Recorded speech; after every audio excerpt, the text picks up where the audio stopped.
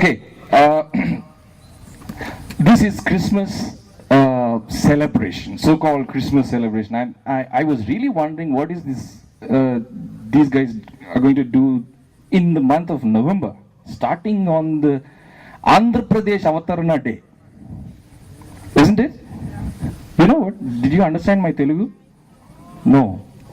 Good. If you don't understand, that's good news. Now, you know, Christmas, the celebration of Christmas is such a peculiar thing for me, especially, you know, when I start thinking about what actually happened and why this university guys are doing this thing. I really don't understand, because whenever I think of Hyderabad Central University, I have very high esteem for you. I came here a couple of times. Last time when I came, it was in that auditorium. I spoke to some nearly 300 to 400 people there, and it was on the Valentine's Day some 7 years ago. Now I'm grown up. Okay, now I have come to Christmas. It took 7 years for me to grow up and come to Christmas, to Central University again. Well, I know you are the cream of the intelligentsia of India. So I have high regards for you, and I don't want to take you for a ride.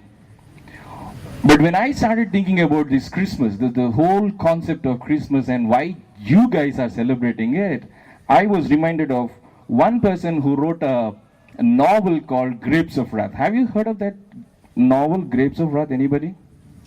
No one? Wow, this is surprising. Well, then, yeah, only one?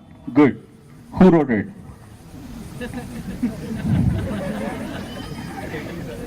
Wonderful. You said the truth. You only said you heard about it. Good. You know, John Steinbeck, an English author, he wrote a novel called Grapes of Wrath, and in which he starts writing about why we do what we do. You know, this is interesting. When I go on the radio show, I ask a lot of questions, and my show is only about asking questions. I have no answers. I only try to find answers from people. And one of the questions that I have is, why do you do what you do? So there are several reasons, but this wonderful man, he wrote something like this, in general, about man. For man, unlike anything organic or inorganic in the universe, grows up beyond his work, walks up the stairs of his concepts, emerges ahead of his accomplishments. Wow, that's something, right? You know, most of the time we do several things, most of the things without thinking why we do what we do. But this man says, we don't limit ourselves with our accomplishments, or we don't limit ourselves with just our concepts that we discover, or the ideas that we come up with, the new ideas that we come up with, the new knowledge that we discover. We want to grow beyond that. What does that mean? He made me think about what he was trying to say. You know, I try to understand this thing. When I try to go beyond what I accomplish, or what concepts that I develop, what am I trying to do? I want to apply the same formula here. Why are we doing what we are doing? It's so surprising. For the last 2,000 years, all over the world, people have been celebrating Christmas. Christmas is not just celebrated only in Hyderabad Central University. And it is surprising for me, because when I talk about the person whose birthday we are trying to celebrate, and I just get astonished at the fact that, you know, people like you, the great intelligent minds of India, are also celebrating Christmas. You are invited to the party of the birth of a person like this. You know what? He was born in a place no one knows. In fact, his mother was riding on a donkey, because his so-called father Joseph, he was also going to register their family's name in what was called the first ever census in that country, like the Sarvajana what is that survey we did in Telangana? So they were also going, and suddenly this lady who was already pregnant by the time, and she didn't have a place to give birth to that child. And you know what happened? They reached their hometown called Bethlehem, which is just around 3,000 nautical miles from this place. And she didn't find a place to give birth. On the way, she gave birth, and they went to an inn, so-called motel or hotel, whatever you call it. And there was no place in the hotel also. And the owner of the inn said, there is only one place left, that is in the cattle shed. Well, the baby was born, and he was laid to rest in a manger, a tub where you give water to the cattle. And he was laid to sleep in that cattle shed, the ugliest place. Friends, you know why I'm saying this? You are invited to celebrate that birth. Isn't it interesting? Why are these guys singing about a birth of a person who was born in such, what did I say? I don't know if I can use the word abstract poverty. No way to find.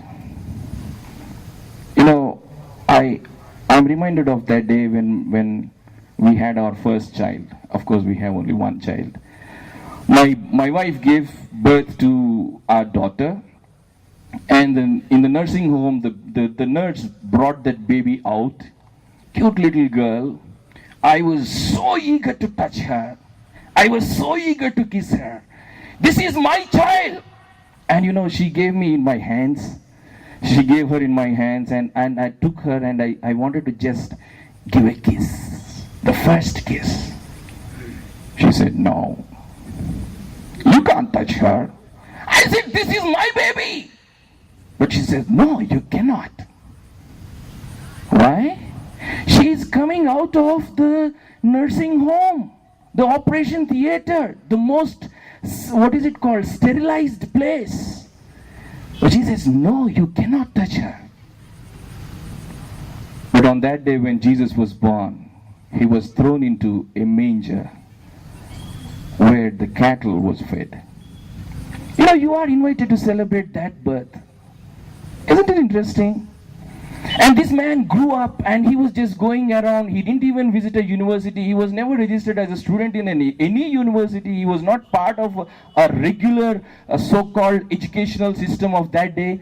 But he grew up to be an intelligent boy. And one day he was talking to the religious heads of that day. And you know, his knowledge, the questions he asked, I wish he was alive this day. Physically on this earth, I would have had him on my show. You know why? Because Larry King, the greatest talk show host on CNN, he said, if ever I want to interview one person in the whole world, in all of history, it is going to be Jesus Christ. He was such an extraordinary person. Well, he grew up, and he was just going from place to place. And in our language, in this Telangana language, it is called a fakir, you know. He just goes from this place to that place, giving some stories, telling some fables, and then just trying to attract the attention of people. Well, all said and done, he was just going there, coming to this place, going to that place.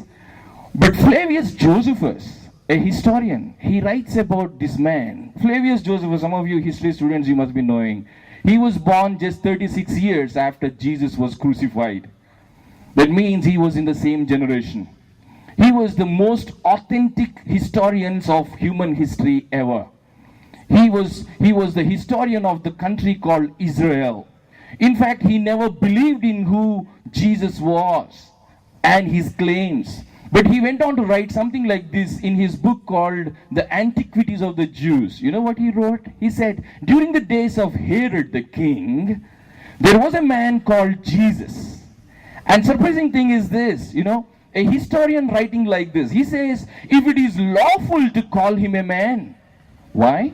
He was not just a man going from place to place and telling some stories. What he wrote was this. Flavius Josephus, the historian, he says he was a doer of such wonderful things. He touched the blind, lame, and the lame started walking. He touched the lepers, they became clean. And he called a person who was buried for 3 days and he came back to life. He was such a wonderful person who was doer of such wonderful things. But he goes on to write like this. The religious heads of our generation, they put him to cross, but as he promised, on the third day, he rose again. Extraordinary words by an extraordinary historian, which you cannot find in history. Why am I saying all this? The reason is this. If we cannot connect to what we are doing, it is useless. We are just wasting time.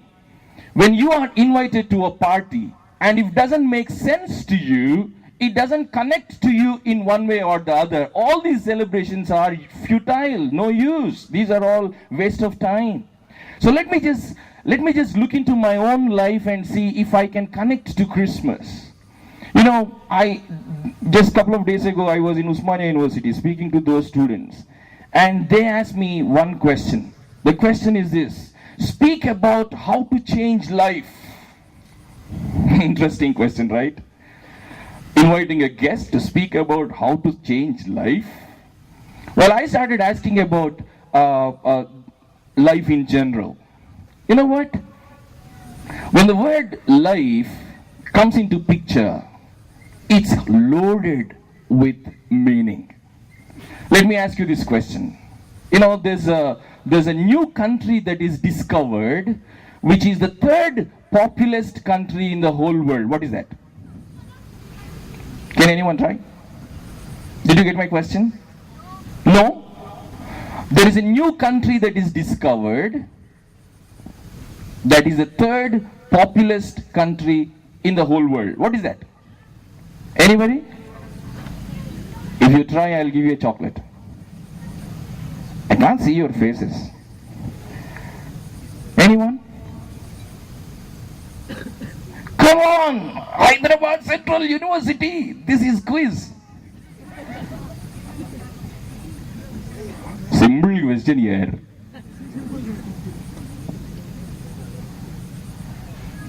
Okay, I have my own chocolate. The country called Facebook. Have you ever heard about something like this? No? This is the third most populated country in the whole world, evolving, growing in numbers day by day. After China and India, nobody can beat these two countries, of course, in population. But the third country is coming now, that is called Facebook. I was asking these Usmania students, why is it so easy and why is it so exciting for young people to be on the Facebook all the time, even in classroom? Why? Well, they were silent like you for a long time. But then I started asking them, try to put a word, a 3-letter word in between these two words called the face and the book.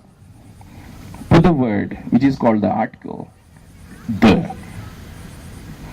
Face the book. That's where the whole problem is. You know what? Whether you like it or not, my friend, let me tell you, you are writing a book. You are writing a book called life. It's your own life. Yes or no? Every one of us, every person on the face of this earth, every day is adding page after page after page to this book called life. But the problem is, facing the book is the biggest problem of man today. Facing the book called life.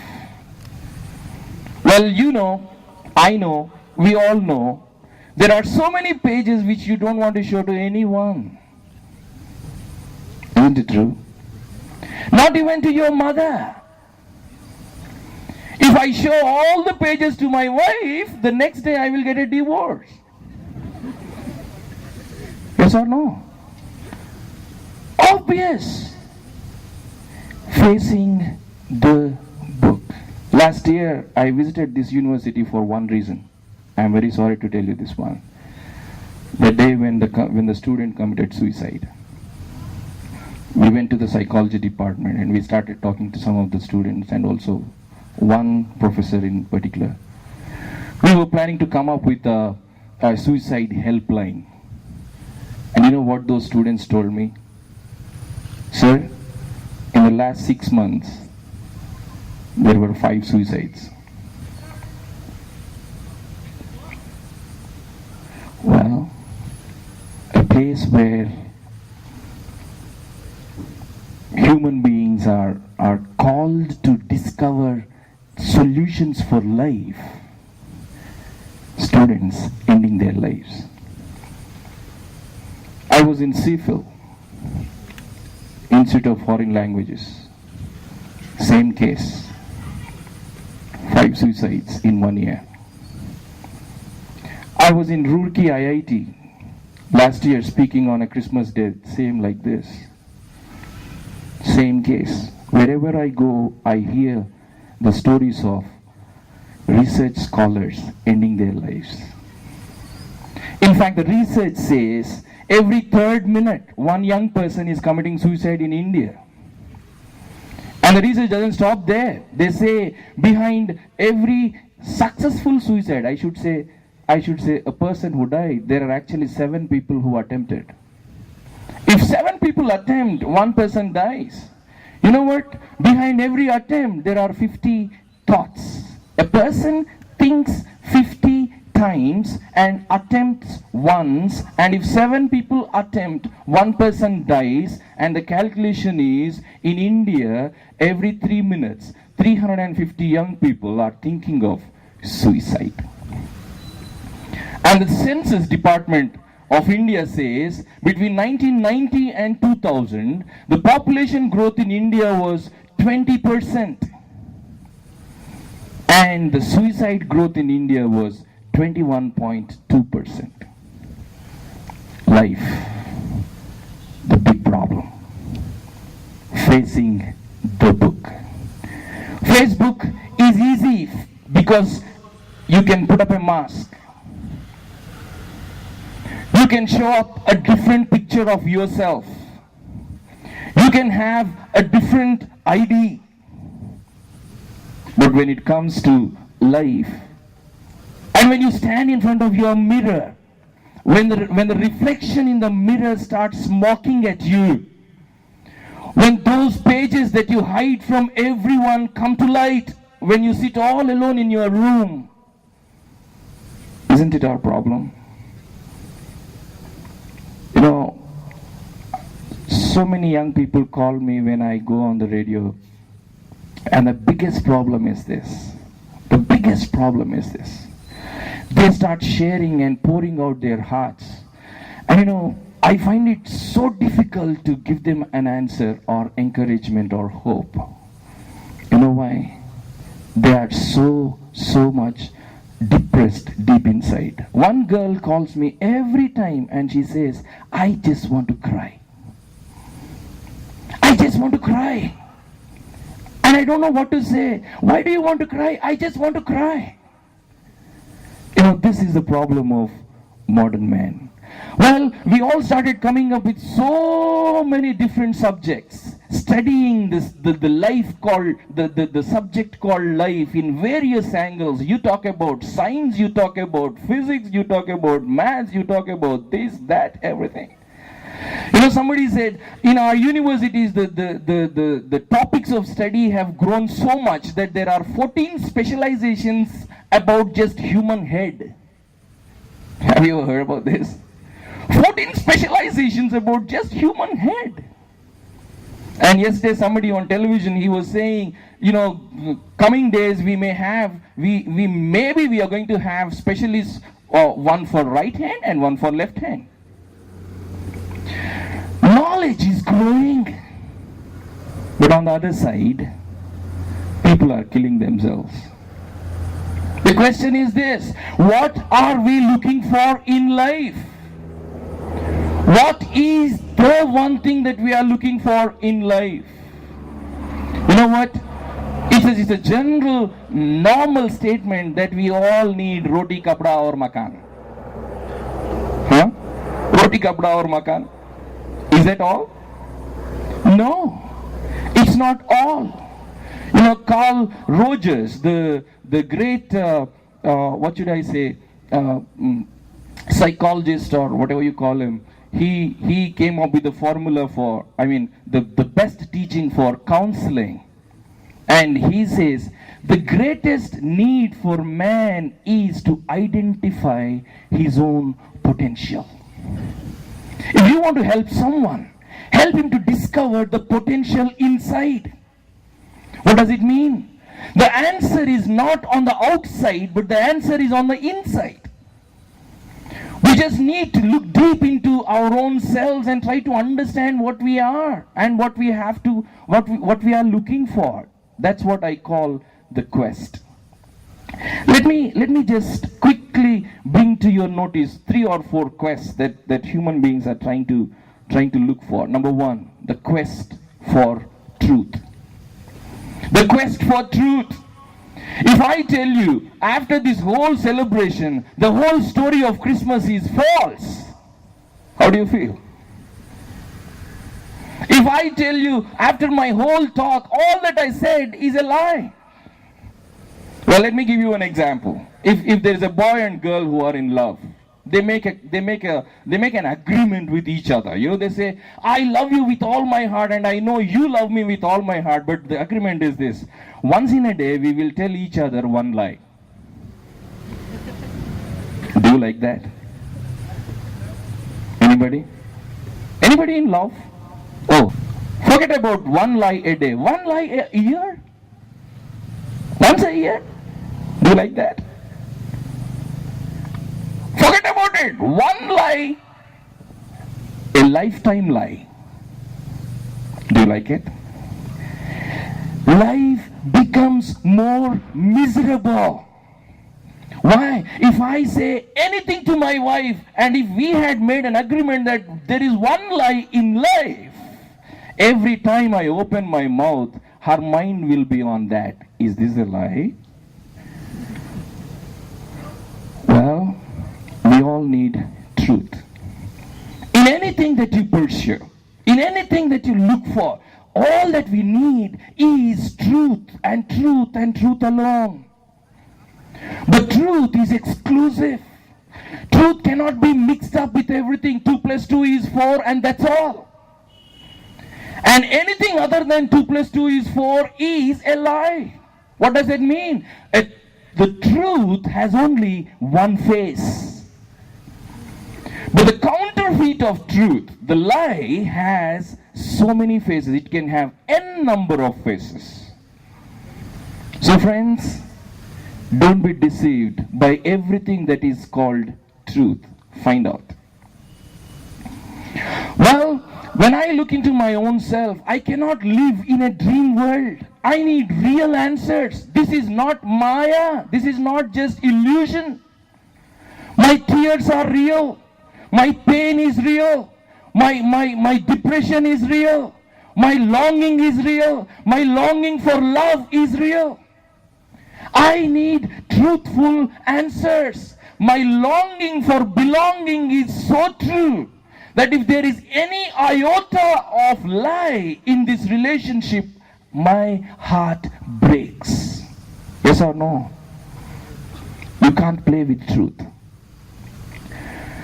Not just truth about how you relate to people, how you relate to your own self. What is the problem of the young people today? I always say this, wherever I go, I always say this because this is out of my research. You know what? You put 1 lakh watt sound system here. You play music and they just dance. But the greatest problem for man is, especially the young people today, is we are able to face any amount of sound But the only thing that we cannot face is silence. You ask any young person to be silent and be at peace for 3 minutes, you say, I am feeling bored. What a word, bored. The pump. Is it somebody putting a pump inside? Boring? Bored? What is it called? Bore? No. I'm telling you this thing tonight. Listen. Next time when you use the word boredom, you know what you are saying? There is something troubling me inside. Forget about all those relationships and the problems in the relationships, but the greatest problem I have is relating to my own self. I cannot be at peace with myself when I am all alone. I need liquor. I need some what is it called? I need some kind of fill-ins. I need music, television, internet, dosers. Some people go on to drugs, sex, relationships, spending time with others. The greatest problem is we are not being able to spend time with our own selves. When we stand in front of the mirror, the image is mocking at me. And when I sit all alone, there is a voice coming from inside, and I cannot deny that. It says, I am going to remind you of all those dirty pages that you have added to your book. Isn't it? The second quest is the quest for, what is it called? Uniqueness. Identity. You know what? Just 3 days ago, that night at 10 o'clock, my daughter, when I went back from office, she caught hold of me and she said, we have to go out now. 10 o'clock in the night. I said, why? She needs a box to keep her pencils and erasers. I said, it is 10 o'clock now. You don't have shops there. The shops are all closed. She said, no, I know one shop that will be open till 11 o'clock. 6-year-old child. And I took her out. We went all the way to that shop. And that lady in the shop, she was showing her the boxes, the plastic boxes. And she was rejecting all of those. She has rejected at least 6 of them. I was surprised why this girl is so particular about picking up something which is not there. I asked her, what is the reason? Why are you rejecting all this? Why don't you like any of those? You know what she said? All these boxes my friends have. I want something different. I want something totally different. There I started thinking, what is she after? You know what? From a small girl who wants to pick up a plastic box to the greatest intellectual living on the face of the earth, the quest is for uniqueness. Why do you have different color on your shirt? Why do you look for different design on your shirt? Uniqueness. That is the deepest desire of human beings. Where does uniqueness come from? Where does significance come from? Does significance of a human being come from the size of a man? No. Significance and uniqueness comes from the identity of a man. We are told we are not human beings. Human being means just matter plus chance plus time. You are just an immaterial material. By some chance, over a period of time, you became a human being. Is that all to human beings? Well, there are deepest questions. That takes me to the third point. Again, going back to my child, my daughter. When she was in first class, St. Anne's School, Secunderabad, I went to pick her up from the school one day after lunch. And the school was over, and while we were walking back to our vehicle, my daughter said, Dad, today we had a discussion during the free time. Discussion? first class students? Discussion? I thought you should be on the radio show. Well, she said, we had a discussion during the free time. I asked her, okay, what was the topic? You know what she said?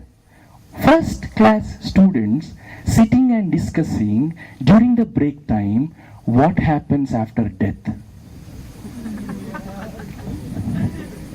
Can you imagine?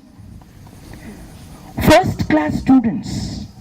I'm not telling you stories, this is actual fact. She said, Dad, we were discussing about what happens after death. How do you want me to answer her? You know what? Every human being has deepest questions. The quest which starts with the truth, the quest for truth leads man into knowing his own self, the identity problem. And the identity problem leads man into deeper questions. I call it the quest for deeper things, if you may put it this way. The quest for deeper things which are metaphysical, which are not just what you see with your naked eye outside. These are deep inside. You cannot see them, but you long for them. For example, love. What is love? Why do you long for love? I heard of one person who ended life in this campus just because of a love failure. Why is it such a serious problem? Love, what is love? I was looking for the definitions of love. You know, these small little girls, they were asked, what is love? The one 6-year-old girl, she said, when a boy puts on shaving lotion and a girl puts on perfume and both go out onto the park and smell each other. Is that love? Well, when I went to the big minds and the scientists started saying love is just a chemical reaction in the brain. Well, I wanted to try that. I went to my wife and I said, I love you, but don't be serious, it is just a chemical reaction. I read another definition of love. Love is just what is it called? Some juices produced in the kidney. Well, I didn't try this because I know the result. I wanted to say, honey, I love you with all my kidney. No, it doesn't. It's a serious matter. There are deeper questions inside, my friends. Love, joy, peace, happiness, all that we have seen just now. Love, joy, peace, happiness, is that all? The greatest problem of man is the problem called guilt. Why are human beings driven to ending their lives? Because of something called guilt. Those dark pages, those dirty pages in the book called life are driving us to ending our lives. Thinking of ending our lives. How do I know this? Because this is what happened in my life 20 years ago. I was also thinking of ending my life. Because there were so many dirty pages in this book called life, which I could not show to anyone. Not even my mother could face these pages. Had she seen, I know nobody will love me if I show the real picture of me inside. That's why a Telugu poet, he wrote a poem like this. Neeku telusina nenu veru, naku telusina nenu veru. You know what does it mean? The John that you know is different from the John that John knows. Friends, on one side, the past is mocking at us. What is the result? The future looks scary. What is the end result? Present becomes restless. The formula is simple. There are so many pages that are already dirtied in that book called life, which are forefathers called sin, the problem of sin, papoham. It is the title given to those dark pages is called sin. And it is destroying us from inside. When those dark pages come to our senses, come to our memory, what is remaining is just guilt. And guilt kills. Is there a serious problem than this? Where can I find an answer? The problem of truth, the problem of identity, the problem of the question of deeper things. Where do I find a solution? Is that in my physics textbook? No, they say this is out of syllabus. Is that in my sociology textbook? No, they talk about all status of life, but they don't talk about my deeper problems. That is the reality. That's why that great philosopher Soren Kierkegaard, he said, man looks for answers in three areas. Number one, he tries to get answer in aesthetic area. Number two, he tries to get an answer in existential reality. Number three, if these two fail, he comes to what is called faith. Unfortunately, he said blind faith. But let me tell you, we all live by faith. Whether you are a science student or a physics student or a math student or whatever it is, you live by faith. Did you know how you sat in that chair? You had faith in the chair, yes or no? If you had any doubt about the chair's capacity to hold you, you would never sit in it, yes or no? You will never get into the bus if you have doubts about the capacity of the driver, yes or no?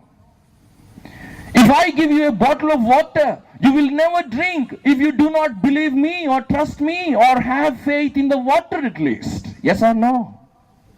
Man lives by faith.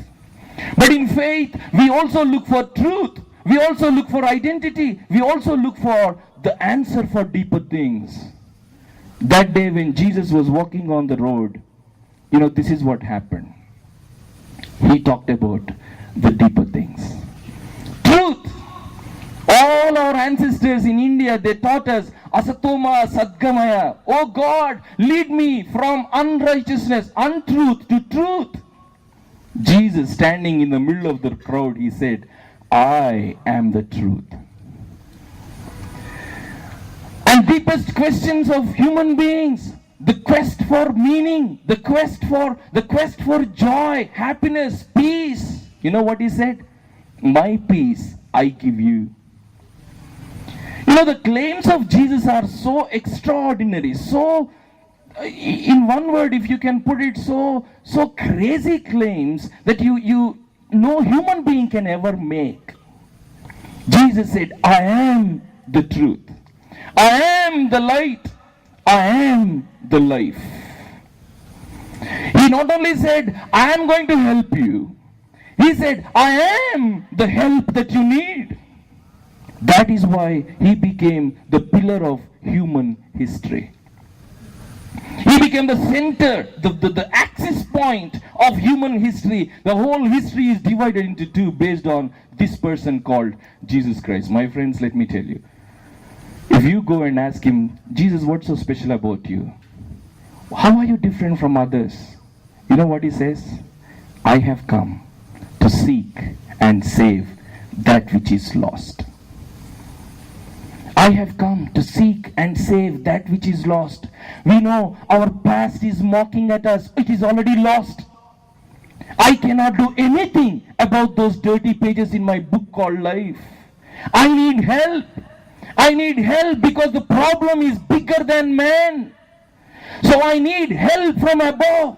There is God who created all of us and only He can help. Why? Because every sin is sin against God and it gets an eternal punishment called hell. So Jesus said, I have come to give you life, life in its all abundance, in its fullness. I have come to give you joy, joy, fullest of joy. I have come to give you peace, my peace. Isn't it interesting? Well, did he do that? Well, his birth was unique. His life was unique. His claims were unique. And finally his death on that day when he was brought to be crucified on the cross. he was brought by those religious leaders because they put a false blame on him that he was trying to claim what only belongs to God. That means he was claiming to be God. Well, all the religious leaders brought him, and they brought him onto a judge, and the judge was sitting there. His name was Pilate, and the judge was sitting there, and they were accusing Jesus with all kinds of things. And then the judge stood up and he said one thing which no judge can ever say sitting in his place. Why do I say like that? Because it happened as I was traveling to Andhra University 4-5 years ago. I'm going to speak in a meeting like this. Ratnachal Express, Vijayawada to Vizag. I was all alone sitting there, and two men came and they sat in front of me. There was nobody else. They were just discussing about something. I just paid my attention, and I came to know that they were lawyers going to the court. One is a public prosecutor, another is a lawyer. Then they started discussing their cases, and suddenly one of them turned to me and asked me, "Sir, are you feeling bored?" I said, "I never feel bored, but I have a question for you. I understand you are lawyers, but let me ask you this question, sir. Is it possible for a judge to sit in his seat and declare an accused person innocent, yet send him to jail?" They said, "No way. You are mocking the law." I said, "No, sir. This is what happened in history. That is what Flavius Josephus, the historian, wrote in the book called The Antiquities of the Jews. Pliny, the historian, he wrote in his book. There are so many history books that are written about Jesus, and they all claim the same thing. Pilate declared Jesus to be innocent, yet he said, "For your satisfaction, I am sending him onto the cross." Friends, there is something called Human Rights Commission. I'm so intrigued by this Human Rights Commission. If I go to Jesus and say, "Jesus, the judge has declared that you are an innocent person, but still he wants to send you to the cross, to be crucified, to be dead." You know what Jesus would have said? "I have come to lay down my life for all of you. They are not killing me. I have come to die in your place." Friends, Jesus said what no man could ever say in the world. God so loved the world that he gave his only begotten Son, that whoever is on the way to perishing need not perish, but have everlasting life. You know what? You don't need to sit all alone and cry anymore. You don't need those dark pages, those dirty pages need not trouble you anymore. You know why? Because the past is taken care of. The punishment for those dirty things is taken care of by Jesus on the cross. He went onto the cross. He died for our sins. He didn't say, "I am only here to destroy the sinners and save the saints." No, he didn't say like that. He said, "I have come to lay down my life for sinners." Please let me tell you, this is the verse that changed my life. If it was not true, I would have gone buried 20 years ago. Today I go all places and I'm talking about Jesus. You know why? He gave me hope. I don't need to sit all alone and cry. I don't need to sit and worry about the deepest questions of life, because he said, "Your past is taken care of. For your future, I give you assurance, and in the present, I give you peace." Well, how do I get it? Simple. Jesus said, "Put your trust in me." There is only one God who created all of us. Put your trust in him and accept him as your Savior. Confess your sin. Tell him, "I am sorry. Please forgive me." And he will forgive your sins forever. You don't need to sit and cry anymore, brother. Sister, you don't need to sit and cry. You don't need to think about ending your life. Jesus said, "I have come to wipe away your tears." That is the good news of Christmas. You know why the whole world is celebrating Christmas for 2000 years? Just because of one reason. Unto us a Savior is born. Unto us a Savior is born. This is the good news from God. God sending His Son to die in your place and in my place. Let me just leave with this one simple example. There was a boy who was playing on the beach side, and he was playing with balloons. He had one balloon, and the balloon was wrinkled and old, and he was trying to play with the balloon. At a distance, he saw another uncle filling the balloons with hot air, and he was selling those to children. And those children who were buying those balloons, they were leaving those balloons into the air, and those were flying high, and these boys were ecstatic. Those children were ecstatic. But this little boy, to buy those balloons, he started speaking to his balloon. Balloon, my dear balloon, you are the only one I have. Why don't you fly? Can you please fly? And he started blowing into the balloon and started releasing it in the air. Puss, it came down. And second time he did the same thing. Third time he did the same thing. He could not control his tears. He started crying and talking to the balloon. He said, balloon, can you please fly for me? He was depressed. He was crying. Suddenly that uncle saw that boy. This boy was crying, holding a balloon in his hands. And that uncle called him, boy, come here. Why are you crying? And he came with shivering hands. He has shown the balloon, and he said, uncle, this is the only balloon I have. Wrinkled and old. It's not flying like your balloons. I am pleading with the balloon to fly, but this is not going up. What should I do? I don't have money to buy your balloons. That uncle said, out of graciousness, he said, give me your balloon in my hand. And this boy, he put the balloon in the uncle's hand, and that uncle filled the balloon with air, hot air, and he tied it with a thread and gave it to the boy. Now go play. And this boy left the balloon in the air, and it started going high, and he was so ecstatic. He said, wow. And he said, uncle, kya maya kiya aapne? What is this? What magic is this? How come my old wrinkled balloon is flying?